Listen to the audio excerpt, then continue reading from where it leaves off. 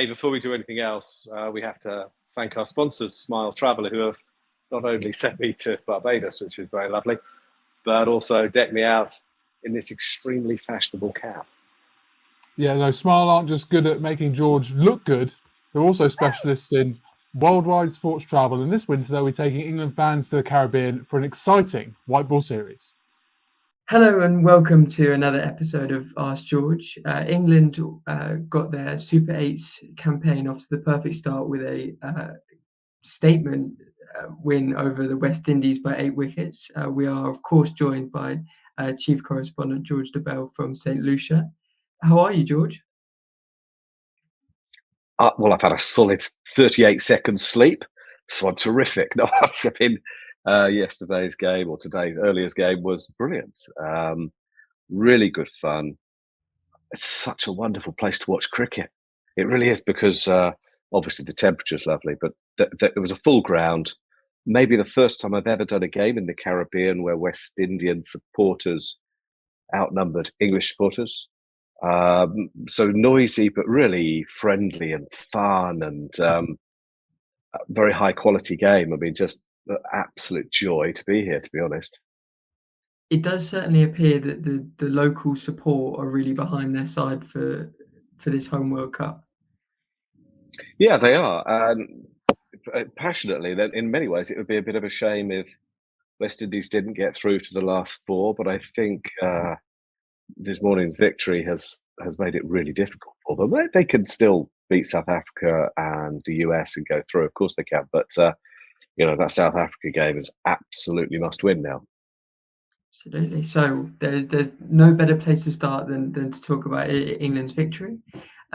Lord Lupin asks, what was all the worrying about?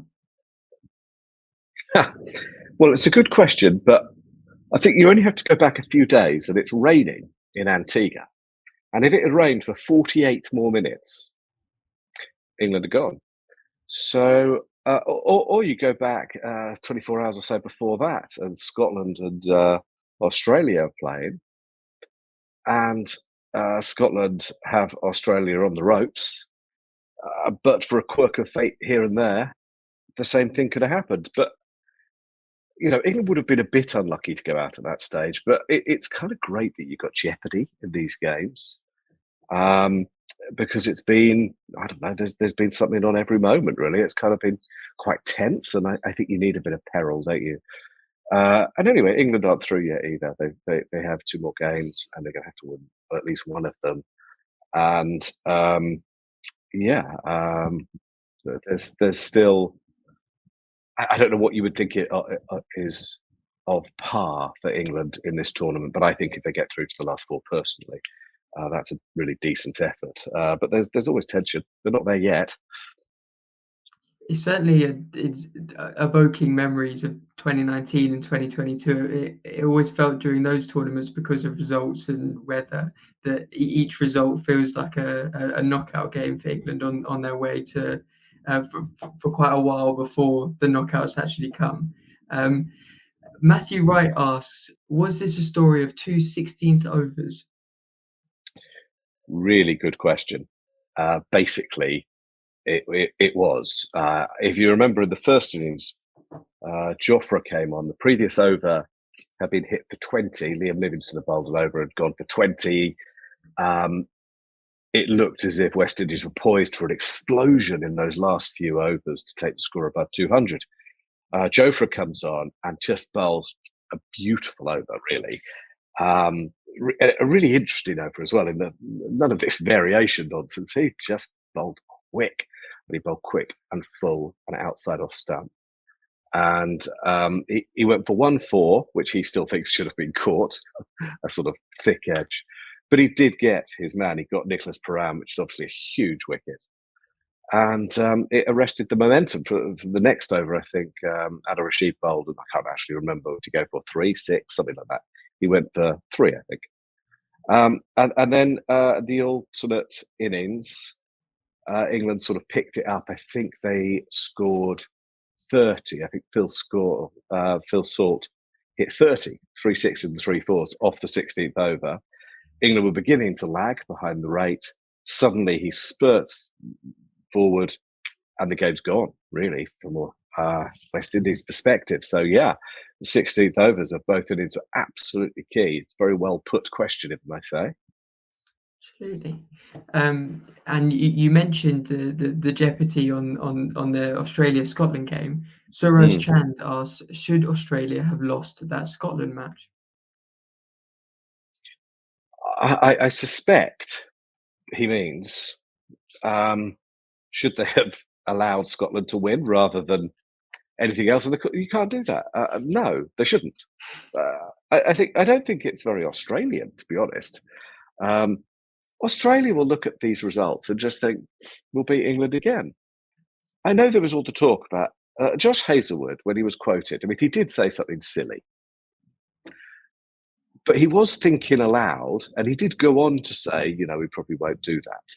I mean, we did report this thoroughly, but I don't think they were ever going to go easy and knock England out that way. I know it happened in 1999,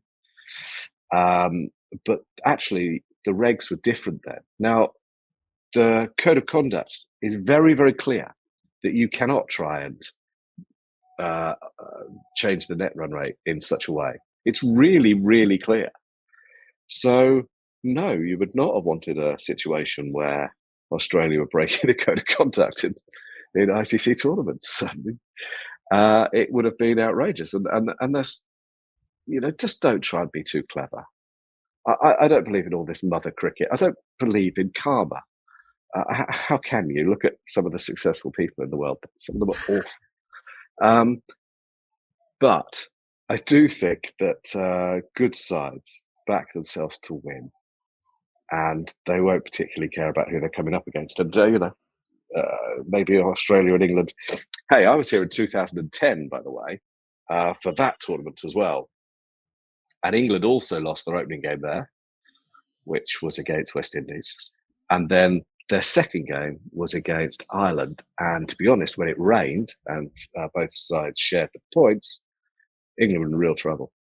So there was jeopardy there. There's something about England that seems to need to back themselves into a horrendous corner before they produce their best cricket. It happened in 19, absolutely. It happened in 22, completely. And it's kind of happened again here. So I don't know, something about it brings the best out of them. There's a lot of drama with them. They're very fun to watch. England had become the new Pakistan a few years ago. You just never really know what you're going to get. And then at their best, they are brilliant. Absolutely, yeah. The innocent bystander asks, would England have won more easily with more left-handers in their side? I assume he's referring to the left arm spin that West Indies had and the breeze and how you play that with the right hand left hand combination. Yeah, and it's a completely reasonable question. You've still got to pick your best players. I mean, you could have made a really good case if you had, say, David Balland in the squad. You could have guessed and played Ben Duckett, but you would have had to have dropped somebody. And I think Ben Duckett would have played the left arm spin. Well, look, he only scored 10 or something, didn't he, Mo and Ali?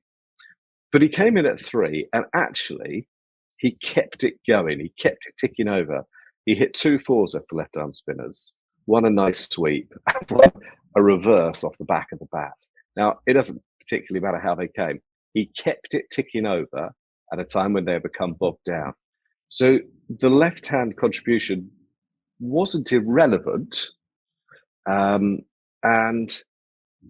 they just about find a way of dealing with it. West Indies spinners bowled really well, didn't they? And they are quite a threat. I mean, it's a mate, you know exactly what Akeal Hussain's going to do, and yet he still does it really, really well. I mean, I think his figures suffered in his final over. I think Salt went after him, but his first 3 overs were, so frugal that it puts huge amount of pressure. But what you're seeing with Phil Salt at the moment is a batter who has complete confidence in their game and therefore has the confidence to go through those fallow periods in the knowledge that he can catch up. I mean, he just looks like a player who's growing and getting better almost every time you see him at the moment, doesn't he? And so they were able to get through it. But he was partially able to get through it because of the Mo and Ali influence, and then of course Johnny Bairstow's. it's a team game, and this was almost a complete team performance. I don't think there are any questions about it, by the way, but I thought Josh Butler's captaincy was just terrific. I mean, it's so hard when you haven't got a team where you just have a formula of when you know who's going to bowl where and when. I mean, I know that you pretty much know that Joker is going to bowl the sixth over, for example, but Josh has to think on his feet every second. And he never seems to go wrong with his bowling options. I know he's got a lot of bowlers. I know he gives himself some leeway early in the innings, but he makes those bowling changes so astutely. He is very calm and calculated under pressure, and I thought he doesn't get much praise for his captaincy, but I thought in the 22 World Cup and last night, this morning, it was very, very impressive. And there are things that you kind of take for granted when you're watching on TV because you have all the charts and you're able to look at your phone and see how many overs everyone has left. He's keeping it all in here. He's concentrated on the ball. He's got a lot going on. He does it so well. So I thought, almost a complete performance by England. It's a very interesting point about Butler's captaincy. He's slightly different to Owen Morgan, his predecessor, in the way that he does tend to go an extra bowler, and he went for that again last night. It leads nicely onto Aman Parak's question, which is, should England continue leaving out Will Jacks? Really good question. It's a risk. It is a risk, and they gambled last night, and I think they did it on the basis that West Indies batting is strong, the pitch was going to be flat, and they wanted to have bowling options. Now, it worked. Doesn't mean it's right or wrong, really. It just means that you're putting your emphasis in different areas. Butler and Salt had a good opening stand. Bairstow then followed up with a really important innings. It came off, but they have got a tail in that side. And it is a different way of doing it. So had they lost, we'd have been sane and we'd have been right as well. Quite legitimately, they've changed the way they've played. In the past, they've always talked about the depth in the batting, giving the top order confidence. Yeah? And they don't really have that right now. So I can't give you an answer of whether it's right or wrong. It does feel a little bit thinner. I would prefer you'd want to play 12. But, that's cheating. That's why all-rounders are worth their weight in gold, isn't it? That's why if you have a true all-rounder, it is so valuable. What England have is several decent all-rounders. You know who they all are. But you might even have wanted Jordan for his extra batting ahead of Wood. But I think Jofra was penciled in to come in at 8. And I know he can hit the odd one, but Jofra looks like a 10 or 11 to me. It did strike me that the Will Jacks being left out was going to be a very situational, short overs aside game. But as you say, I suppose Bairstow's return to form or finding form in the middle order has definitely helped. And we saw that last night. Johnny Reed says, can the debates about the merits of Bairstow finally stop? I mean, again, it's a fair question. The answer is no, though, because it's international sport and you've got to keep delivering. And it doesn't really matter how good you used to be or whatever. So I think it was, just to be clear, I wouldn't have dropped Johnny Bairstow. And I did say this at the time, I wouldn't, but it wasn't horribly unreasonable. I mean, you'll have seen the exchange we had in the press conference the other day when I asked him a question, and he sort of said, "I'd ask the fella sitting next to you," because he had suggested he was dropped. But he did have an awful innings against Australia. I mean, let's be honest, it was bad, and he has had a tough run since returning from that horrible injury. And I still think that when we look at his career in the whole, when it's finally over, there's a fair chance we'll see that as the key moment or a key moment, the moment from which he couldn't fully recover. But he's still got the chance to prove us wrong on that. And he played brilliantly yesterday. He was selfless, he was powerful, he was clever. He absolutely played a huge part in that win, in that he took the pressure off Phil Salt. Yeah, he proved his point more eloquently than staring wildly at journalists ever will. But the questions are still valid, because you still have to keep doing it, and he hadn't done it for a little while. So, I mean, that was his highest score since September 23. So, you do have to keep doing it, but it's a tough place to bat, and he absolutely nailed it yesterday. And I still think there's a lot to come from Johnny. I still think the talent's there. He's still hitting it brilliantly in the nets. I'm not sure his mobility is quite what it was, but you'd be leaving so many runs behind if you moved on from him now. And his ceiling is so high. I mean, he can, at his best, those innings just before he got injured, that incredible summer against New Zealand and India. When he is at his best, he is as destructive as anybody. But he's a mercurial fellow. It's nice that he had a good night last night. He'll have proved to himself. I don't know. He'll prove something to himself and to other people. It surprises me always with Johnny. Sometimes the tone of conversations on social media, I don't understand why he's not more popular. He's maybe he's a bit complex. I don't know, but he's a very nice man, and he's done some wonderful things for English cricket. So I don't quite understand why sometimes he comes across as a bit, I don't know, abrasive, whatever the word is. I can see that he would do that sometimes, but people have different ways of dealing with pressure and shyness, and you put microphones and cameras in people's face, and it's difficult.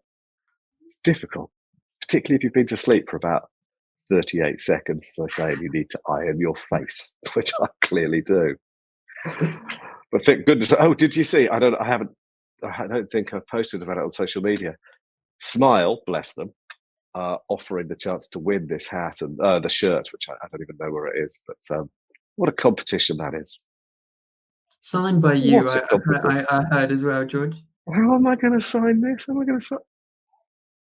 wouldn't even know how to sign it.